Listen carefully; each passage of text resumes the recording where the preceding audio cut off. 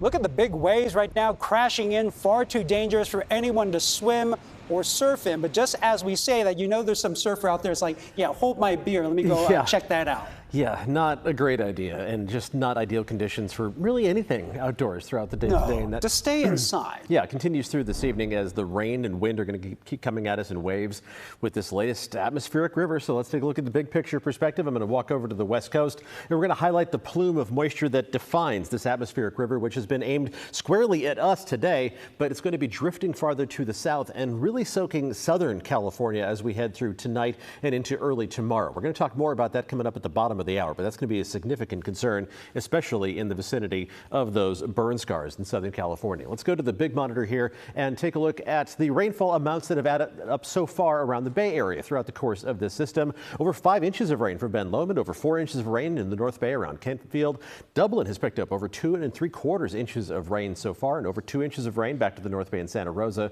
1.7 in San Francisco and 1.4, almost an inch and a half in San Jose. The rain shadow of the Santa Cruz Mountains definitely having an impact, but you're still adding up a decent amount of rainfall right now in the Santa Clara Valley, and the rain is going to continue to come at us in waves as we head through the rest of tonight. So let's go to the floor map and talk about how that rain is going to evolve. We'll start with a view of the current first alert Doppler, which shows a few pockets of heavier rain, one of those making its way through Concord right now and progressing farther and farther to the south and east. Another batch of heavier rain just to the east of San Jose. But as we go through the rest of this evening, we'll take you through midnight on Futurecast here.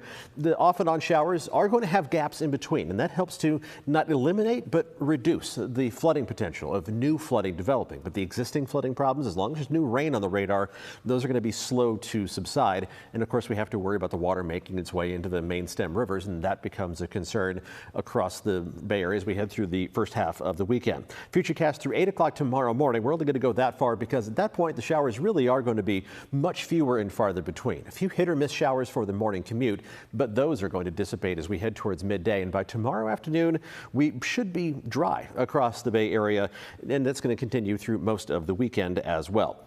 Let's talk about the total rainfall that we expect on top of what has already added up. We'll look at Futurecast here. And again, forecast models are never perfect. But you see the amounts are modest compared to what has already accumulated. On the high end of things, maybe close to 1/3 of an inch of rain around Healdsburg. The southern half of the Bay Area, the amounts might be a little bit higher in the Santa Cruz Mountains, as you would expect, and along the coast. Maybe another 1/2 inch of rain for Half Moon Bay. But we're talking about a 1/2 inch on the high end of things.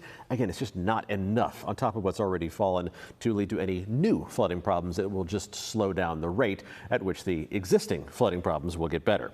Back to the floor map, let's talk about the wind aspect of this system. And these are the peak wind gusts that we have measured through the duration of this system. And they have been a little bit stronger in some of the higher elevations. Mount Umunhum picking up a 61-mile-an-hour wind gust. San Jose, though, closer to sea level, only a 31-mile-an-hour gust. For the Sunol Ridge, 55 miles an hour. And one of the strongest gusts was at SFO earlier today at 62 miles an hour. Most of these strongest gusts were generally in the 35 to 45 mile an hour range, occasionally getting a little bit stronger than that.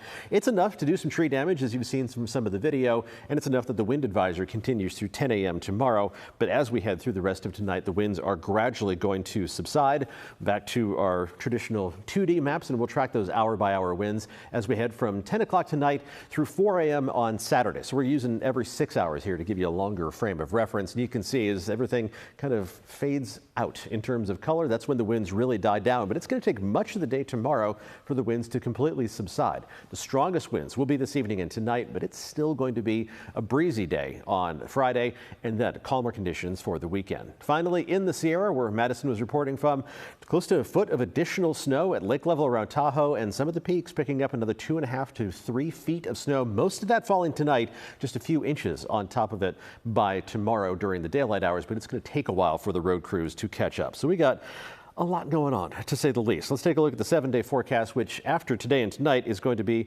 well, pretty calm overall. The 7-day outlook shows a couple chances of a shower, mainly Sunday, and then Wednesday there's an outside chance of a shower headed our way, but those are going to be very minimal chances, about a 1 in 3 chance on Sunday and only a 20% chance by Wednesday. Temperatures also warm up as we head through next week.